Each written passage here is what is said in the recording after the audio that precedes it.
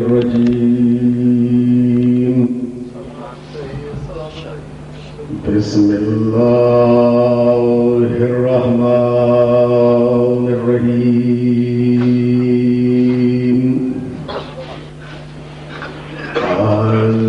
الحمد لله خالق الموت والحياة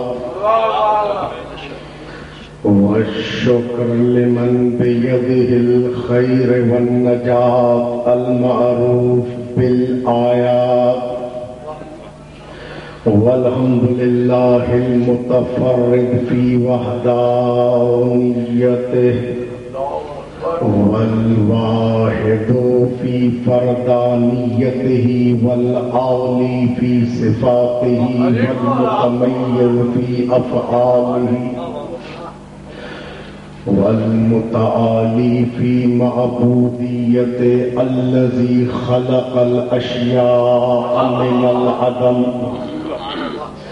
ولا يبلغ بعد الهمم أول من غير أمد عدد وواحد لا بعدد وقائم لا بأمد ودائم لا بأبد قادر بلا نظير خالق بلا وزير والمتجلي بخلقه بآثاره والظاهر في قلوبه باعتباره وجعل الدنيا جنة لأعدائه وسجنا لأحبائه ومحلا لامتحانه والصلاة والسلام على العبد المؤيد والرسول المسدد والمصطفى الأمجد والمحمود الأحمد الذي سمي في السماوات أحمد وفي الأرضين أبي القاسم محمد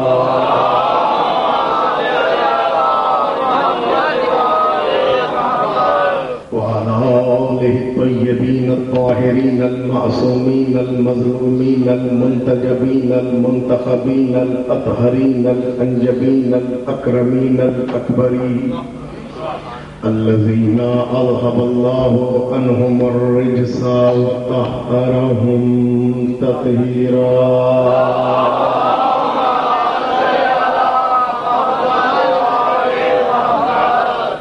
واللعنة الدائمة الباقية الأزلية الأبدية الكلية على أعدائهم ومنكري فضائلهم ومناقبهم ومحاسنهم وولايتهم ومصائبهم من يومنا هذا إلى لقاء يوم الدين أما بعد وقد قال الله الكريم في كتابه الحكيم بسم الله الرحمن الرحيم لا اکراہ فی الدین.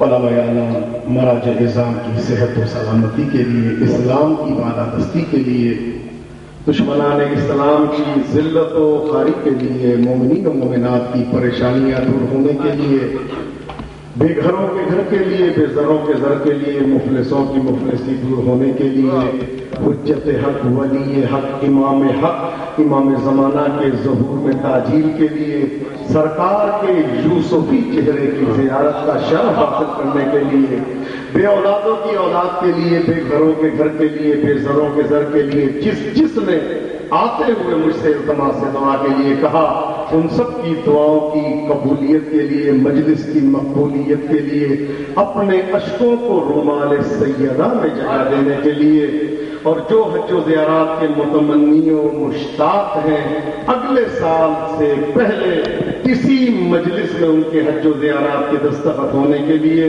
اور جو نوکریوں کی وجہ سے پریشان ہیں ان کی نوکریوں کے لیے، نوکریوں کی بحالی کے لیے، ایک بیٹا جو بیمار ہے اس کی شفا یابی کے لیے، اور عزاداران امام حسین کے تحفظ اور ان کی سلامتی اور عافیت کے لیے، پاکستان میں، دنیا میں جہاں جہاں ذکر ابا عبداللہ حسین علیہ السلام ہو رہا ہے، ان سب کی صحت و سلامتی، عزت و آبرو ناموس کی حفاظت کے لیے، اور بھائی علی حیدر جن کا بھی حال ہی میں انتقال ہوا ہے، ان کے درجات کی بلندی کے لیے بانیہ نے مجالس رشی بھون کی طول عمر کے لیے، اور جو چلے گئے ان کی بخشش کے لیے مل کر ایک مرتبہ فاطمی صلوات کی تلاوت فرمائیں۔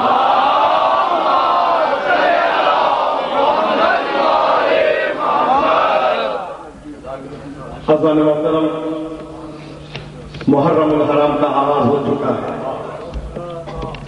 یہ کوئی ایسا نہیں جو یہ نہ جانتا ہو کہ محرم کا آغاز ہو چکا ہے۔ یہودی سے پوچھے وہ بھی کہے گا محرم آ گیا، عیسائی سے پوچھے وہ بھی کہے گا محرم آ گیا، عابد الاوثان بت پرست سے پوچھے وہ بھی کہے گا محرم آ گیا۔ ربیع الاول کا نہیں پتہ چلتا کسی کو، توجہ فرما رہے ہیں، ربیع ثانی کا کسی کو نہیں پتا، بت پرست سے پوچھے وہ کہے گا ربیع ثانی ہوتا کیا ہے، جمادی الاول کیا ہوتا ہے، جمادی ثانی کیا ہوتا ہے، کوئی نہیں جانتا۔ جو جس مسلک سے اس کی وابستگی ہے اس کو یہ ضرور پتا ہے کہ محرم ایک مہینہ ہے، کوئی کسی مذہب سے اس کی وابستگی ہے۔ اور مزے کی بات یہ ہے، چاہے وہ سید الشہداء کا ماننے والا ہو یا نہ ماننے والا ہو، محرم کے حوالے سے سب کے سب حساس ہو جاتے ہیں۔ بڑے بڑے آئے، بند کرانے کی کوشش کی گئی، محرم ہے، محرم ہم نہیں تھے، محرم تھا، ہم نہیں ہوں گے، محرم ہوگا۔ تو یہ محرم کا اتنا اعلان اس قدر کیوں ہے؟ کیا بات ہے، بھائی اخباروں میں BBC آتے تھے محرم آ گیا، عاشور نہیں آیا، محرم کے آغاز کی خبر وہ دے رہے ہیں۔ بھئی یہ کوئی اسلامی مہینے سے محبت ہے؟ اسلامی سال کا آغاز ہوا اس سے محبت ہے؟ نہیں، محرم کی بقا جس کی وجہ سے ہے گویا وہ آ گیا۔ یہ سید الشہداء حضرت امام حسین علیہ السلام بلند تر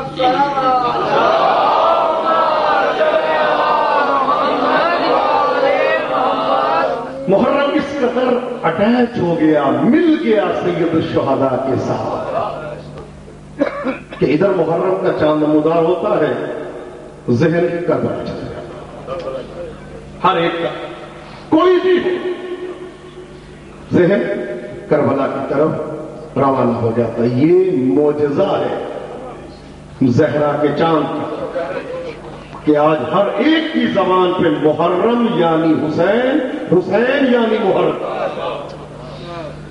یہ کمال ہے۔ اور یہ بھی حقیقت ہے کہ یہ امتیاز محرم مہینہ سب کا ہے، لیکن اس کا کما حق احترام کرنے والے وہی ہیں جن کے دل میں سید الشہداء کی محبت ہے۔ اتنا مقدس مہینہ ہے کہ پرانے زمانوں میں، زمانے جاہلیت میں، اس مہینے میں قتل کی دیت دگنی تھی، آج بھی ہے کہ یعنی جو دیت بنتی ہے اگر محرم میں کوئی قتل کرے تو دگنا گناہ ہے، تو عام کو قتل کرے تو دگنا ہے، اور اگر کوئی کائنات کے وارث کو قتل کرے۔ محرم کا ایک خاص رابطہ ہے زہرا کے چاند کے ساتھ۔ کچھ نام عزیزوں ایسے ہیں کہ جو ذہن میں آتے ہیں فوراً دل پہ چوٹ پڑتی ہے، چاہے خوشی میں ہو چاہے غم میں۔ مثلا کربلا، ادھر نام آیا کربلا کا، فوراً دل پہ چوٹ۔ حسین، یہ نام مسائل پڑھنے کی ضرورت ہی نہیں ہے اسلام کے ساتھ، یہ نام مرکز مسائل ہے، یہ نام مرکز گریہ و بکا ہے، یہ نام مرکز اندوہ ہے۔ زینب اللہ جانے اسلام میں کیا اثر ہے، حالانکہ نام کا مطلب ہے باپ کی زینت، توجہ فرما رہے ہیں، لیکن جب یہ نام ذہن میں آتا ہے اشکوں کی ایک سیلاب بن جاتا ہے۔ سکینہ،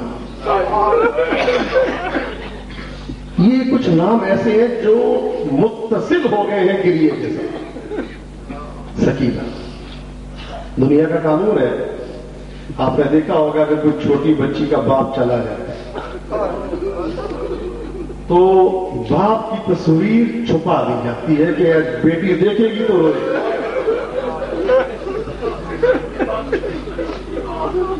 اس کو تصویر نہ دکھانا، ایسا نہ ہو کہ دیکھ کے روئے، اس کو پارک میں لے کے چلو، گڑیا لے کے دو تاکہ بچی باپ کو یاد نہ کرے۔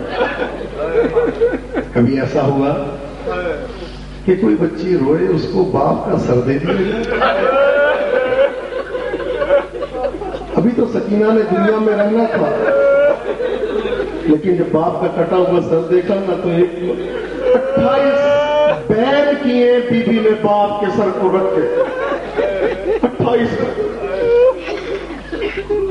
منزل نظیر۔ پہلے تو یہ کہا بابا میرے کان سے گوشت والے چھین لیے، بابا مجھے بے دردی سے تماچے مارے، بابا ہمارے ساتھ یہ ہوا، بابا ہمارے ساتھ یہ ہوا، بابا ہمارے سروں سے چادریں چھین لیں گے۔ اس کے بعد فرماتی ہیں بابا مجھے معاف کر دینا، بابا مجھے معاف کر دینا، میں جتنے بھی مسائل بیان کروں لیکن سکینہ کا سر اس کے بدن کے ساتھ۔ بابا منزل لذی قطع وریدک، بابا مجھے یہ بتاؤ کس نے آپ کی گردن کی رگوں کو کاٹا؟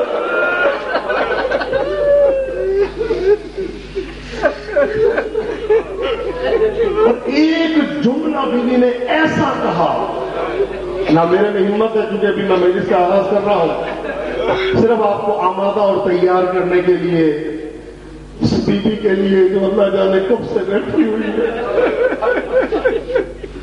اس بی بی کے لیے ملتا ہے جہاں مجلس سے ادا ہو، کوئی آئے یا نہ آئے، سب سے پہلے وہ زخمی ماں ضرور آ جاتی ہے۔ میری جانیں قربان ہو جائے زہرا تیری عظمت پہ، ہماری جانیں قربان ہو جائے بیوی کی عظمت پہ، بیوی کی غربت پہ۔ ایک جملہ میری شہزادی نے کہا اور دنیا سے چلی گئی۔ تو جملہ کیا تھا؟ اب بابا اگر یہ میری پھوٹی زینب نہ ہوتی نا، بابا ہم میں سے کوئی زندہ شام نہ پہنچتا۔ بابا جب کوئی تازیانہ مارنے آتا تھا پھوپھی کہتی تھی مجھے مارو سکینہ کو نہ مارو۔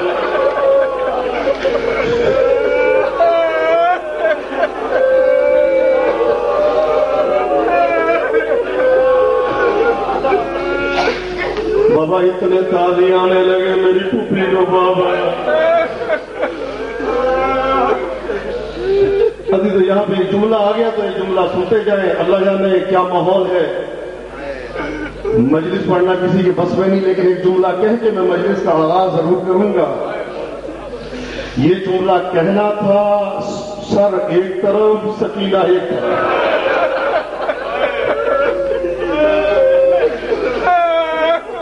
عزیزو آل محمد کا قافلہ جب روانہ ہوا ہے نا شام کے لیے، تو قافلے میں ایک ملعون تھا جس کا نام تھا نوفل ملعون۔ جب یہ جانے لگا تو عمر صاحب نے کہا تو شام کیوں جانا چاہتا ہے؟ کہتا امام کے لیے۔ کہا تو نے کسی کو قتل کیا ہے؟ کہتا نہیں۔ کہا تو نے حسین کا سر کاٹا ہے؟ کہتا نہیں۔ کہا تو نے حسین کی لاش پہ گھوڑا دوڑا ہے؟ کہتا نہیں۔ کہتا تجھے تو پھر کچھ بھی نہیں ملے گا۔ کہا میں رہ گیا، مجھے پتہ نہیں چلا میں کوئی کام کرتا۔ کہتے نہیں، ابھی بھی ایک کام ہے جو سب کاموں سے بڑا ہے۔ ہاتھوں کو جوڑ کے عرض کر رہا ہوں، کہا ابھی بھی ایک کام ہے جو سب کاموں سے بڑا ہے۔ کہا کیا کام ہے؟ کہا یہ جو بی بی ہے نا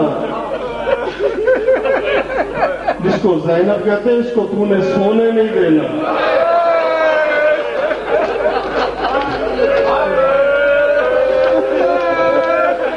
سے نہیں امام زمانہ سے معذرت چاہتا ہوں. میں آپ سے نہیں اس بی بی سے معذرت چاہتا ہوں جس کا ایک ہاتھ اس کے پہلو پہ ہوتا ہے. میں آپ سے نہیں اس بی بی سے معذرت چاہتا ہوں جو 80 سال کی نظر آتی ہے. کہا کہ تم نے اس بی بی کو سونے نہیں دینا. حضرت اس ملعون نے تازیانہ ہاتھ میں پکڑا. یہی جملہ جناب زینب کا نانا کے روزے پہ ملتا ہے. نانا انی نائیۃ بک اخی الحسین، میں آپ کو حسین کی شہادت کی خبر دینے آئی ہوں. اور دوسرا جملہ جو بی بی نے کہا وہ یہ کہ نانا کربلا سے کوفہ، کوفہ سے شام، زینب سو نہیں سکتی.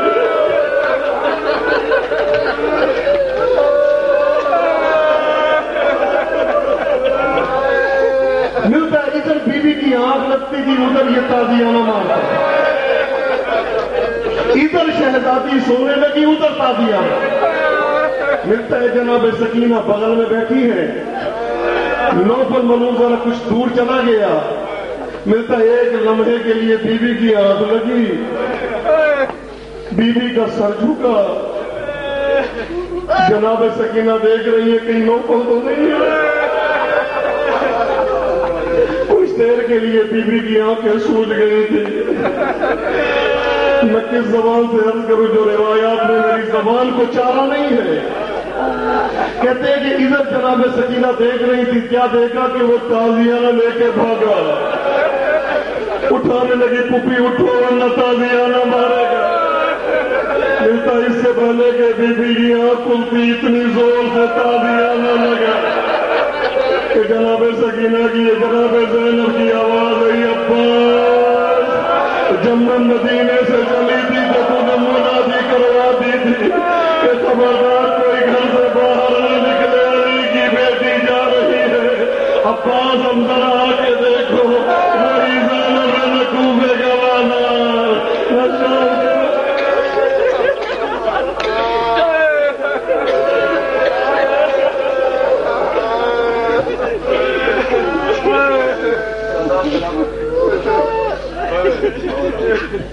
عدالت اللہ علی القوم الظالمین. مولا آپ کو خوش بحال ان آنسوؤں کا جو زہرا کے رومال میں چلے. رومال سیدہ میں سکونت کے واسطے آنسو بضد ہے آنکھوں سے ہجرت کے واسطے. بس میں نہیں ہوتا نہیں ہوتا انسان کے بس میں نہیں. اور یہ رونا ایسی چیز ہے خوشی میں بھی آ جائے، انسان کے بس میں نہیں. یہ رونا ایک فطری عمل ہے جس سے جتنی محبت ہو جائے بے اختیار آنکھیں پھر بندش اشک سے محروم نہیں رہ سکتی. بندشیں جتنی لگا دی جائیں، قتل ہو، غارت ہو، اشک آ جاتے ہیں. عزیزان محترم، موضوع کا عنوان ہے اور اشرے کا عنوان آج بیان ہوگا اور اسی پہ آئندہ ایام میں گفتگو ہوگی. وہ ہے اسلام دین ہے عقل کا.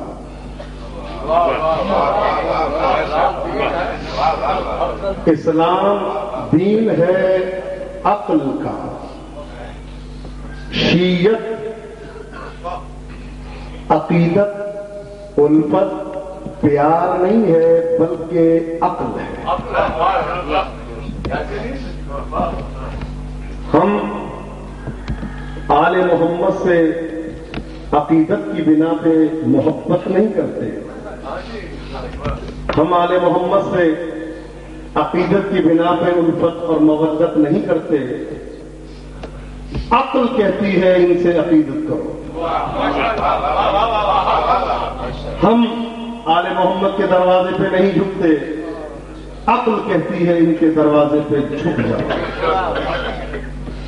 اگر آل محمد کی مودت ضامن نجات ہے تو متضمن عقل ہے. توجہ نہیں فرمایا. اب میں نہیں جانتا کہ کتنے جملات آپ یہاں سمجھیں گے کتنے گھر پہ جا کے. اگر آل محمد کی مودت ضامن نجات ہے تو متضمن عقل ہے. اگر ضامن نجات نہیں تو متضمن جہل. اگر آل محمد کی مودت بقا کا سبب ہے تو وسیلہ عقل ہے. اگر آل محمد کی مودت بقا کا سبب نہیں تو وسیلہ جہل ہے. اگر آل محمد کی مودت شفاعت اللہ کا، شفاعت کبریٰ کا، شفاعت رسول کا سبب ہے تو حقیقت عقل ہے. اور اگر اس کی مودت کے ذریعے شفاعت نہیں ملتی تو سبب جہل ہے. اسلام عقل ہی عقل ہے.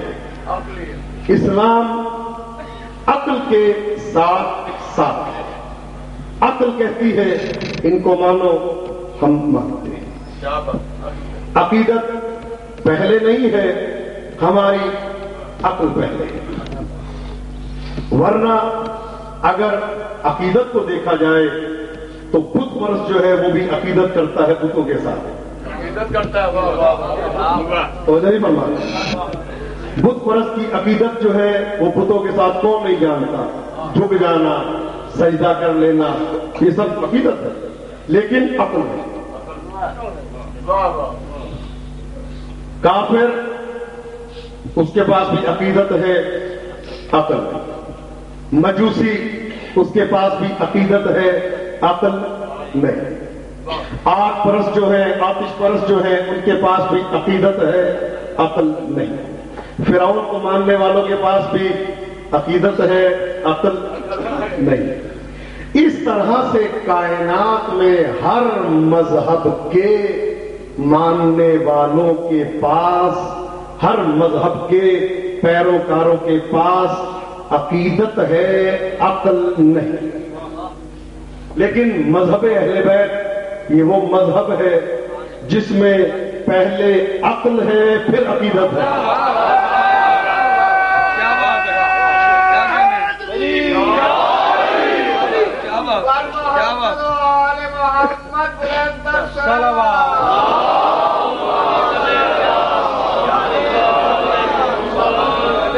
مذہب محمد والے محمد علیہ الصلوۃ والسلام میں پہلے عقل ہے پھر عقیدت ہے. عقل کے معیار پہ جب امام اترتا ہے تو پھر کہا جاتا ہے اب عقیدت کرو. توجہ نہیں بنوا رہے. جب معیار عقل پہ معیار امامت اترتا ہے تو اب کہا جاتا ہے عقیدت کرو. عقل کہتی ہے بھائی امام ہونے کا حق ہے اس کو، کہ جس کا دنیا میں کوئی استاد نظر نہیں آتا. عقل کہتی ہے بھائی اس کو مانو کہ عرب میں کسی نے دعویٰ نہیں کیا کہ میں نے علی کو پڑھایا ہے.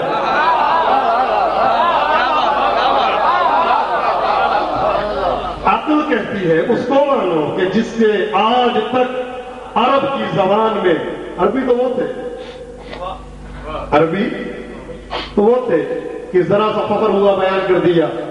کسی نے آج تک فخر کا دعویٰ نہیں کیا محمد والے محمد کو میں نے پڑھایا، میں نے سکھایا، میں نے بتایا. البتہ یہ ضرور ملتا ہے اگر یہ نہ بتاتے تو میں مر جاتا.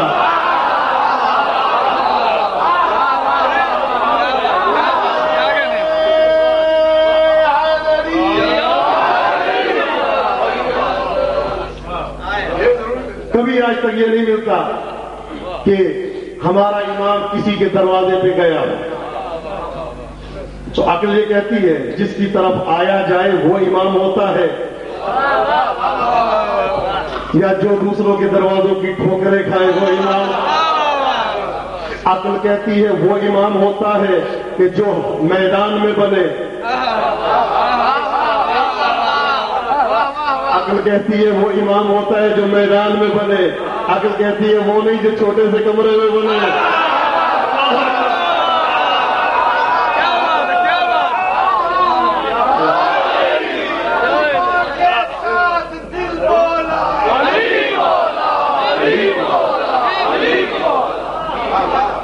عقل کہتی ہے کہ وہ امام ہوتا ہے جو میدان میں بنے، وہ نہیں ہوتا جو کمرے میں بنے۔ عقل کہتی ہے امام وہ ہوتا ہے جس کے لیے کم از کم قرآن میں 350 آیتیں نازل ہو۔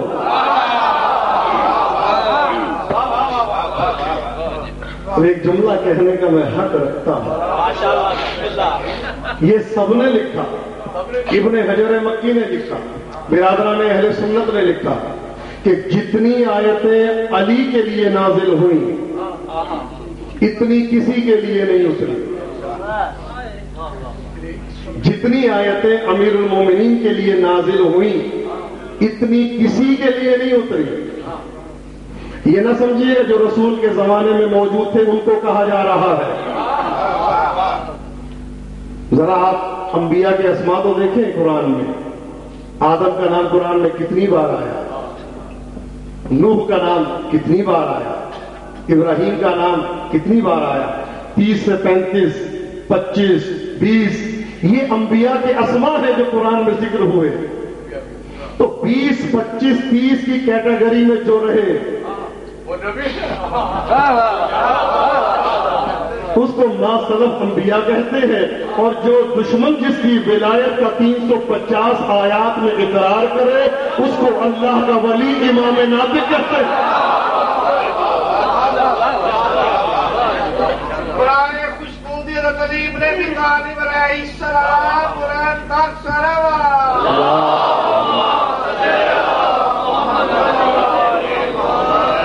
عقل کہتی ہے اس کو مانو کہ ایک رخ سے دیکھا جائے تو بندہ نظر آئے، اور دوسرے رخ سے دیکھا جائے تو دیکھنے والے اس کو خدا کہتے ہیں۔ عجیب ذات ہے امیر المومنین کی، میری جانیں قربان ہو جائے اس شخصیت پہ، سو جائے تو لوگ نبی کہہ دیں۔ میرے مولا علی کو آج تک کسی بھی چیز کی ضرورت نہیں تھی، کسی بھی چیز کی جس نے خواہش نہ کی ہو، جس شخص نے فضیلت کی تمنا نہ کی ہو، کائنات میں اس کو امیر المومنین کہتے ہیں۔ آیتیں منتظر ہیں، یا علی انگوٹھی دے دے میں نے آنا ہے، یا علی بستر پہ لیٹ جائیں آئے مومن الناس میں نازل ہونا ہے۔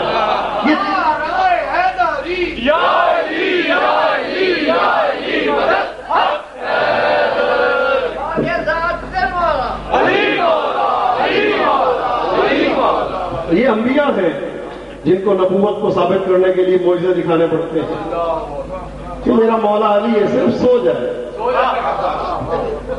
سو جائے۔ تو جو رسول کو نبی نہیں مانتے وہ کہتے ہیں یہ نبی ہے۔ عجیب ہے، کائنات میں فرعون مارتا تھا کہ اللہ کہو، مولا مارتے تھے کہ بندہ کہو۔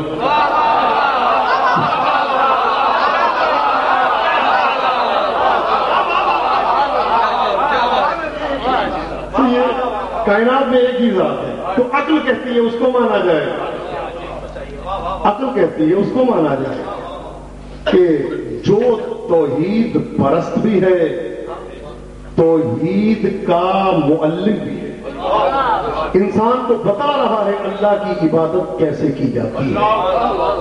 عقل کہتی ہے اس کو مانا کہ جو جنت اور جہنم کا تقسیم کرنے والا ہے۔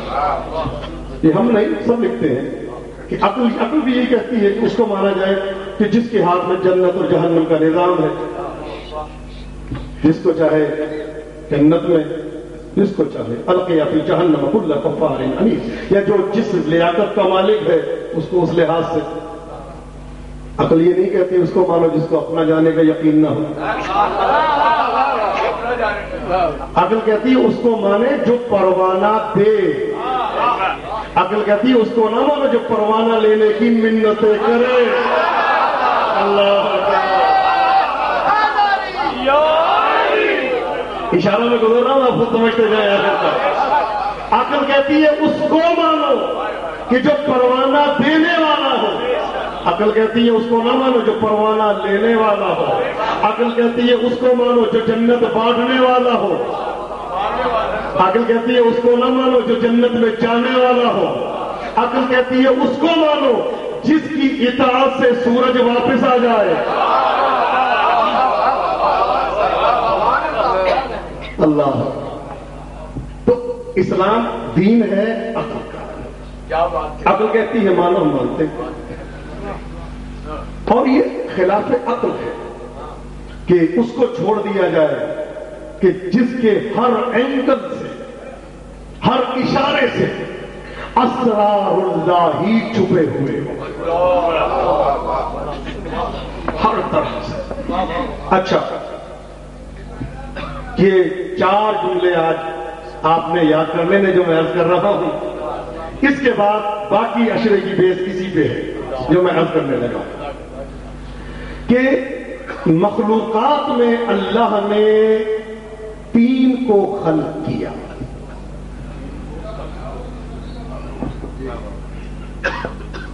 جمادات جن میں نہ نمو ہے، نہ قوہ عقلیہ ہے، نہ قوہ غضبیہ ہے،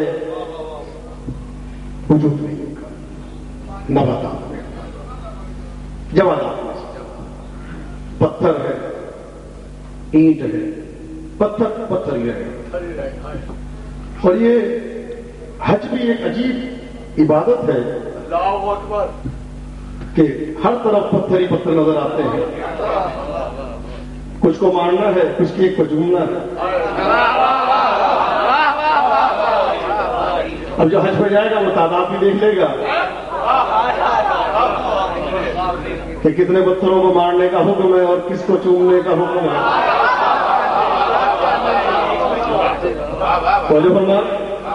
تو یہ نباتات ہے، انہوں نے پڑھنا ہی نہیں، جمادات ہے، انہوں نے پڑھنا ہی نہیں۔ تو یہ آج بھی پتھر ہے، آج بھی پتھر ہے، چاہے اس کو خانہ حرم میں نصب کر دیں تب بھی پتھر ہے، روڈ پہ لگا دیں تب بھی پتھر ہے، اور کسی اور جگہ پہ بیت الخلاء پہ لگا دیں تب بھی پتھر ہے۔ پتھر ہے، لیکن اگر اوقات اس کی بڑھ جائے تو خانہ کعبہ کی دیوار پہ چومنے کا مرکز بن جاتا ہے، اور اگر اس کی اوقات گر جائے تو پتھر کو پتھر مارے جاتے ہیں، جیسا کہ حج پہ سب جانتے ہیں۔ اور اگر پتھر کبھی مقدس ہو جائے تو وہ ہاتھ پہ آ جاتا ہے، در نجف کی شکل میں، عقیق یمنی کی شکل میں، فیروزے کی شکل میں، یاقوت کی شکل میں۔ یہ یاقوت آج کل اکثر لوگ شکایت کرتے ہیں رزق کے حوالے سے، رزق کے حوالے سے شکایت کرتے ہیں کہ رزق کی کمی ہے، تو مولا کا فرمان ہے علیکم بالیواقیت، یاقوت کی انگوٹھی جو ہے یہ رزق بڑھنے کا سبب ہے۔ میں نے خود تجربہ بھی کیا ہے، بڑا مجرب ہے یہ، چونکہ اس نے مولا کی ولایت کا اقرار کیا۔ تو یاد رکھیں رزق بڑھنے کا سبب وہی پتھر ہے جو علی ولی اللہ کا اقرار کیا۔ اچھا، ایک اور پتھر ہے جس کو عقیق یمنی کہتے ہیں، یہ ناگہانی حوادث سے، ایکسیڈنٹ سے، ان سب چیزوں سے محفوظ رکھتا ہے انسان۔ یہ احادیث ہے معصومین کی، یہ مقالات نہیں ہے، احادیث ہے، اس کے پاس پوچھا۔ تو یہ عقیق یمنی کے لیے مولا کا فرمان ہے کہ عقیق یمنی پہن کے، انگوٹھی پہن کے نماز پڑھا کرو، اور اکثر معصومین کے ہاتھ میں عقیق یمنی کی انگوٹھی تھی کہ عقیق یمنی پہن کے نماز پڑھا کرو، اس لیے کہ جو مولا فرماتے ہیں کہ سب سے اول من اقر بے ولایت علی ابن ابی طالب العقیق الیمانی، یاقوت نے بعد میں اقرار کیا، سب سے پہلے جس نے ولایت مولا کا اقرار کیا وہ عقیق یمنی ہے۔ تو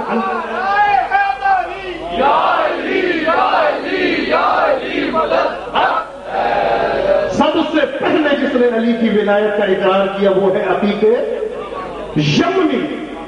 سرکار فرماتے ہیں اس کو پہن کے نماز پڑھا کرو، اس لیے کہ جس ہاتھ میں عقیق یمنی ہو اس کو 1 رکعت 70 رکعتوں کے بدلے ملتی ہے، یا 1 رکعت کے بدلے 70 رکعتوں کا ثواب ملتا ہے.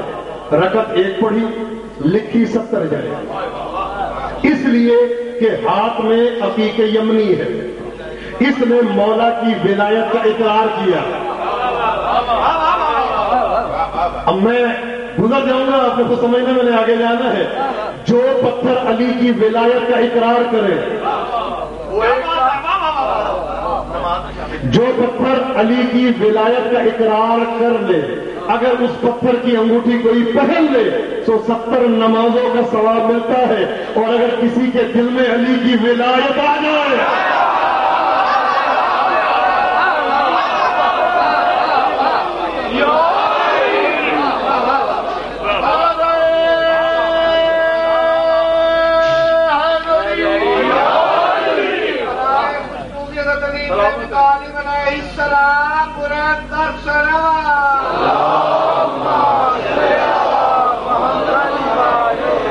میں نے کسی جگہ نہیں پڑھا کہ عقیق یمنی کی انگوٹھی نہ پہننا، اس لیے کہ اس نے مولا کی ولایت کا اقرار کیا. ایک حدیث، ایک آیت، ایک روایت میں نے نہیں پڑھی عقیق یمنی نہ پہننا. اچھا ویسے پہن لینا، نماز میں نہ پہننا. ویسے پہن لینا، چلتے پھرتے حادثاتی موت سے بچو گے، لیکن نماز کی حالت میں نہ پہننا. مولا فرماتے پہننا، اس لیے کہ یہ علی کی ولایت کی مقرر ہے. اب باتیں تو بہت زیادہ ہیں، لیکن میں جملہ کہنا چاہتا ہوں کہ پتھر اگر عقیدت کا اظہار کرے تو وہ عبادت کو 4 چاند لگا دیتا ہے.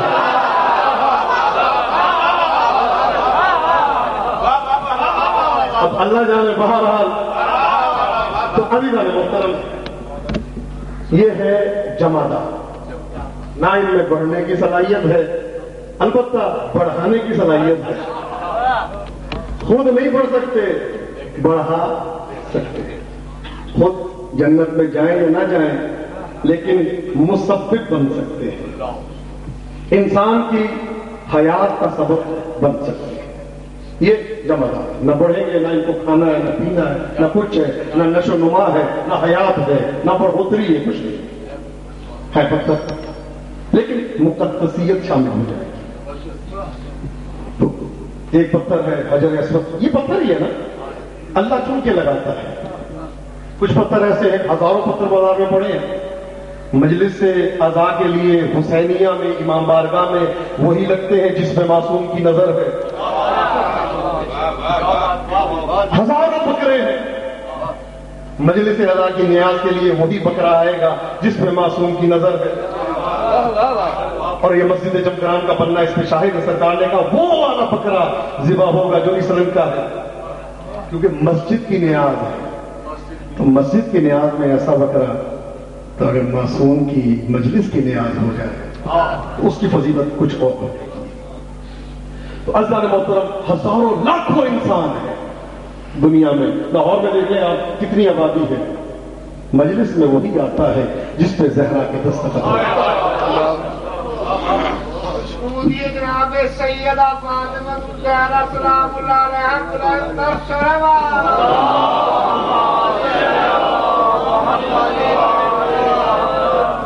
مجلس میں ہر کس و ناقص نہیں آ سکتا، وہی آ سکتا ہے جس پہ زہرا کی منظوری ہے.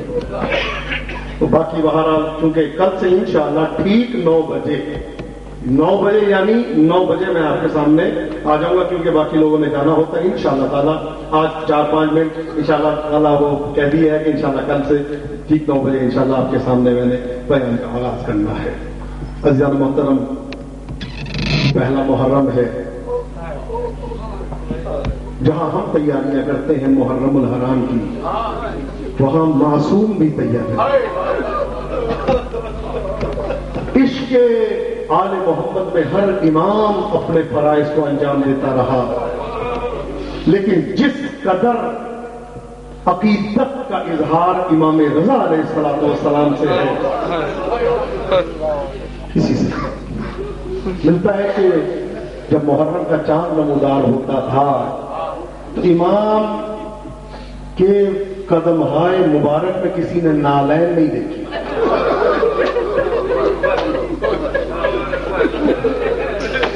جب محرم کا چاند نمودار ہوتا تھا ملتا ہے کہ راوی بیان کرتا ہے کہ میں نے دیکھا امام نے کالا کپڑا اٹھایا اور اس زمانے میں جو سیڑھی تھی اس پہ چڑھ کے مولا نے کیلیں لگانا شروع کی کالے کپڑے میں.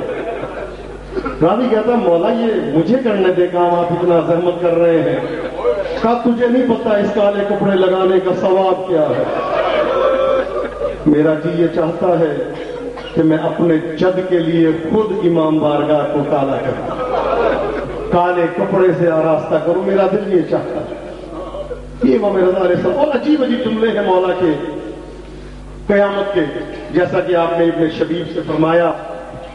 ابن شبیب آیا مولا کی خدمت میں, کہا مولا کبھی کبھی انسان کا ہنسنے کا جی چاہتا ہے, کبھی کبھی انسان کا جی چاہتا ہے وہ روئے. تو مولا جب کبھی میرا رونے کا جی چاہے تو میں کیا کیا کروں؟ تو آپ نے فرمایا ابن شبیب ان کنت باقیا لشیء فابکی علی الحسین. اے شبیب کے بیٹے جب کبھی تیرا رونے کا جی چاہا کرے نا تو کسی اور پہ نہ رونا, میرے جد حسین پہ رونا. فَإِنَّهُ ذُبِحَ كَمَا يُذْبَحُ الْكَبْشُ. معافی کے ساتھ میں یہ ترجمہ کر رہا ہوں. امام فرماتے ہیں جب تیرا رونے کا جی چاہا کرے نا تو میرے جد مظلوم حسین پہ رونا. کس لیے؟ فَإِنَّهُ ذُبِحَ كَمَا يُذْبَحُ الْكَبْشُ, اس لیے کہ میرے جد امجد حسین کو جانوروں کی طرح سے ذبح کیا. اجرکم اللہ, اجرکم اللہ. خدا تمہیں کسی غم میں مبتلا نہ کرے. آپ کے رونے سے, آپ کے گریے سے مجھے یقین ہو گیا ہے کہ میری زہرا کی سواری آ چکی ہے. آپ کے رونے نے مجھے یقین دلا دیا ہے حسین کی زخمی ماں جس سے چلا نہیں جاتا وہ آ گئی ہے. آپ کے رونے سے مجھے یقین ہو گیا ہے وہ بیوی جو 18 سال کی ہے اور 80 سال کی نظر آتی ہے وہ آ گئی ہے. عزاداران مظلوم کربلا, خدا تمہیں کسی غم میں نہ ہونا. مولا فرماتے ہیں کہ جب تمہارا رونے کا جی چاہے تو میرے جد امجد حسین پہ رونا. میں امام رضا سے ہاتھوں کو جوڑ کے ایک جملہ عرض کروں گا. مولا آپ نے تو کہا کہ جانوروں کی طرح ذبح کیا گیا, لیکن مولا میں نے کسی جانور کو پیاسا ذبح ہوتا نہیں دیکھا. ابھی آپ نے قربانیاں کی ہیں, مولا میں نے کسی جانور کو پیاسا ذبح ہوتے نہیں دیکھا. مولا میں نے کسی جانور کو کفا سے ذبح ہوتے نہیں دیکھا. مولا میں نے کسی جانور کے سر کو نیزے کے ساتھ آویزتا نہیں دیکھا.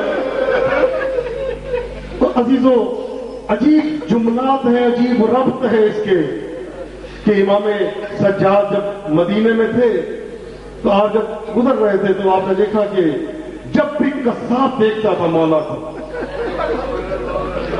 بکرے کے سر پہ فوراً کپڑا ڈالا. امام گزرے دیکھا قصاب کپڑا ڈالنا بھول گیا.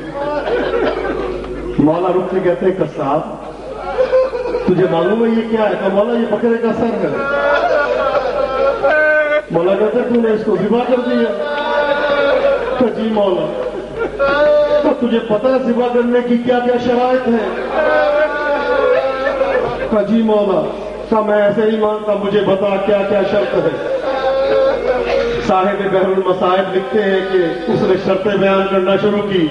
کہتا مولا پہلی شرط تو یہ ہے جب جانور کو ذبح کیا جائے تو اس کو پانی پلانا ضروری ہے. مولا نے ایک مرتبہ رخ کیا کربلا کا. کہا بابا سن رہے ہیں آپ کہ جانور بغیر پانی پلائے ذبح نہیں ہوتا, لیکن بابا ظالموں کو اتنا بھی رحم نہ آیا کہ آپ کو پانی پلا دے.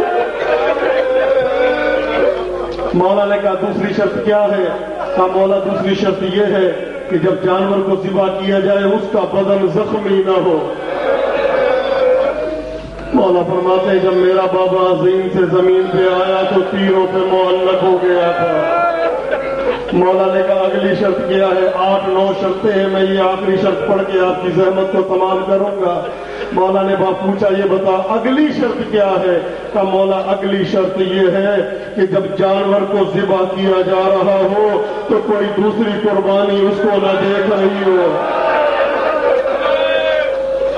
یا امام زمانہ مجھے معاف کر دینا۔ کہا مولا نے کہا اگلی شرط کیا ہے؟ کہ مولا جب جانور کو ذبح کیا جا رہا ہو تو کوئی دوسری قربانی اس کو نہ دیکھ رہی ہو۔ ملتا مولا نے امامہ سر سے اتار دیا اور روتے ہوئے جملہ کا جب قربانی کو ذبح کیا جاتا ہے تو کوئی دوسری قربانی اس کو نہیں دیکھتی، لیکن جب کربلا کے میدان میں میرے بابا کو ذبح کیا جا رہا تھا تو 70 قدموں کے فاصلے سے میری پھوپھی زینب دیکھ رہی تھی اور رو رو کے فریاد کر رہی تھی عمر صاحب زہرا کا لال ذبح ہو رہا ہے اور تو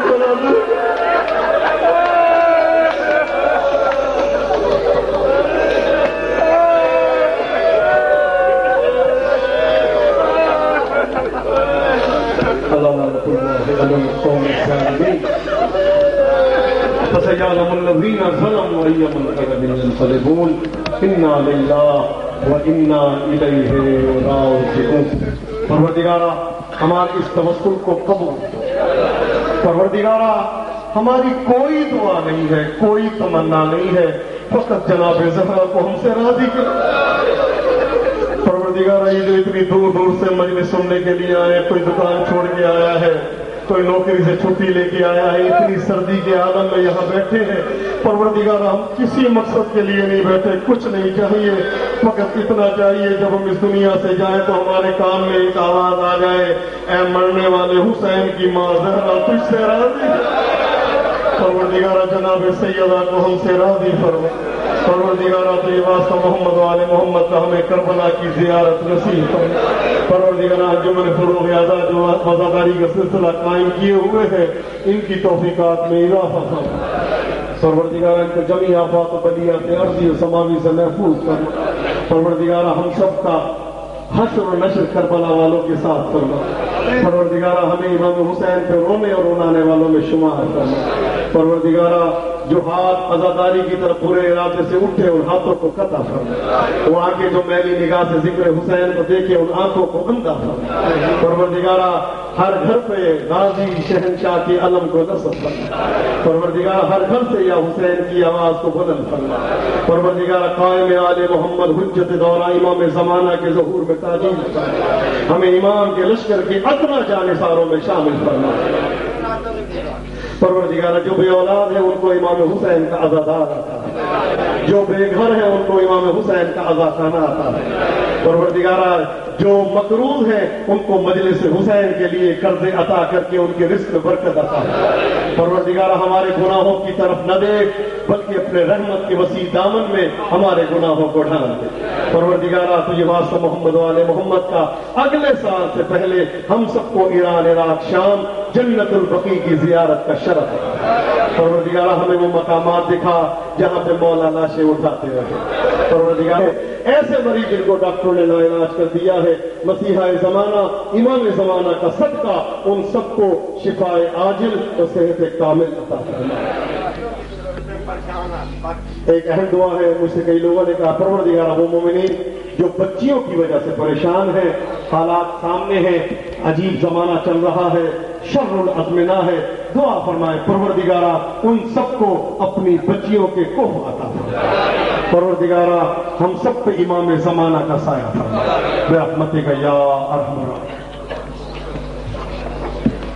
وعلى أمك وأخيك السلام عليك وعلى ذرية دمات الساكبة وعلى ذاهب المصيبة الراتبة السلام عليك ولديك الشهيدين عليين وعلى أخيك أبو الفضل عباس يا ابن أمير المؤمنين جميعا ورحمة الله وبركاته السلام عليك يا مولاي يا غريب الغرباء السلام عليك يا معين الضعفاء والفقراء السلام عليك يا مغيث الشيعة والزوار في يوم الجزاء السلام عليك يا سلطان العرب والعجم السلام عليك يا أبا الحسن يا علي بن موسى أيها الرضا والراضي بالقدر والقضاء روح وأرواح المؤمنين لك الفداء وعلى أختك المعصومة الفاطمة ورحمة الله وبركاته عدوان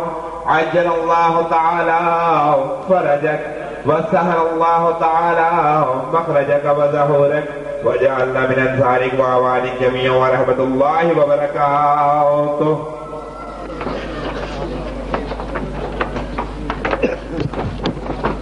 روزانہ بعد نماز مغربین